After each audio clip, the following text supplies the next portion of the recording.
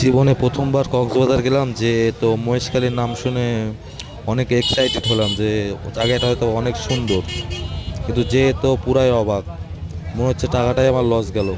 কারণ একটা ঝাউবনে গেলাম, ঝাউবনে গিয়ে তো দেখি যে ফাঁকা, মনে হয় আমরা ছাড়া ওখানে আর কোনো জোনা পানি নেই।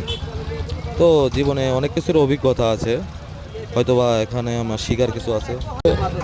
আর কখন আসলে হয়তোবা আর যাব না। তো আশা করি আপনারা কি মতামত আপনার কমেন্টে জানান, এবং দেখুন এখানে কিন্তু কিছুই নেই, আমরা ছাড়া আর কেউ নেই, তৃতীয় কেউ নেই। দেখার মতন বা বলার মতন কিছুই নেই। যা আছে আপনারা নিজেরাই দেখতে পাচ্ছেন।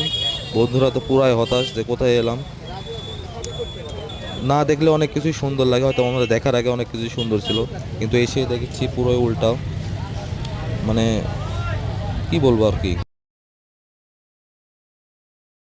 কারণ আমরা যা দেখছি, মানে ঝাউবন শুধু কিছুতে দেখবো তা নাই, এক কক্সবাজার সমুদ্র সৈকত ছাড়া দেখার মতন তেমন কিছুই নেই। আশা করি সবাই এসে ঘুরে যাবেন।